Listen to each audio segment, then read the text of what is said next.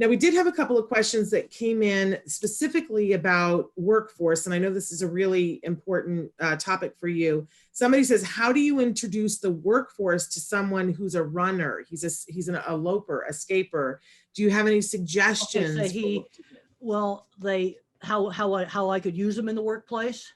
Well, how you would first begin to expose the concept of working. Well, first of all, I got to find out, I don't even know how old the kid is. You see, I have to have more information, age, yes, and then start to find out, well, how's he doing in school? What are the good subjects? What are the bad subjects? I'm not going to do a quantum mechanics where you need linear algebra. Okay, I can tell you how to find the paper. You got a little math head. You want to design the next generation of computers? You type in linear algebra, quantum computing. I have found the paper. I have looked at it and I understand it. Linear algebra, quantum computing. okay. There's going to be a kid where you show him that paper, he's going to take off. I'll use it for scratch paper because I don't understand it. There you go. Well, I don't understand any of it. Different minds can do different things. So I need to learn more about him, what kind of skills he might have. You know, there's a lot of nonverbal people that there's some that I've talked about this before that can type independently and they write beautifully. Yeah. I think people also need to remember too, that when people are runners and escape, there's a reason why.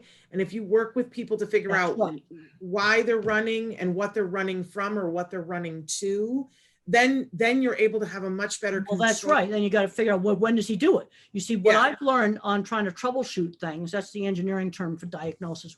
We're not supposed to diagnose anything. So we're going to be engineers. We're going to troubleshoot stuff. But I find all the time, and I'm right now just wrote another chapter from my new book I'm working on picture thinking. I don't know how many meetings I get asked by teachers, what do I do about autistic kids in the classroom? What do I do with my berserk horse or my crazy dog? Now, these are real questions I've been asked. There is no way I can answer that. What did the crazy dog do?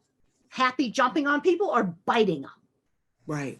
Well, then the visual mind, I start to think of specific examples of a nasty dog or a happy dog. And the happy dog's on my lap or it's jumping on me. Yeah. Can you come and fix my dog, Temple? Well, first of all, I have to know what they did wrong or what they did. So I have enough information to answer that question. I get it. That's the problem. I have a dog that's a rescue that she has issues from before. We've been to a behaviorist with her. What does she do?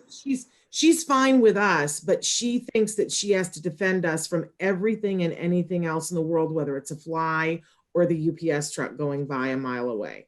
And she's totally fine with us. I could stick my hand in her mouth. She would never bite me, but she can't be around other people.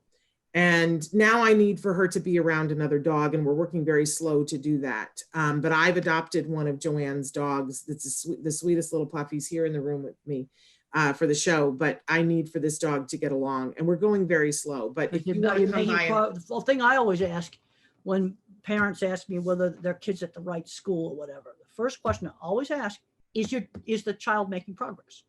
Are you making progress with this dog? We are making progress. You're making progress, and you're doing something right if you're making progress. Okay, all good. I'm sorry I sidelined about my dog. No, but the thing is, it's the same sort of troubleshooting, but you don't know the kid can do that math unless you expose them to that book. That's true. That's true. And what I think happened with a lot of the math classes today is the verbal thinkers are, in a verbalized math, where some of these math heads just need the numbers. They need the old-fashioned books. Yeah.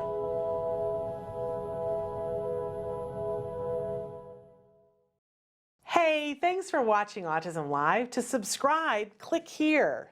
And if you'd like to check out some more of our videos, click here.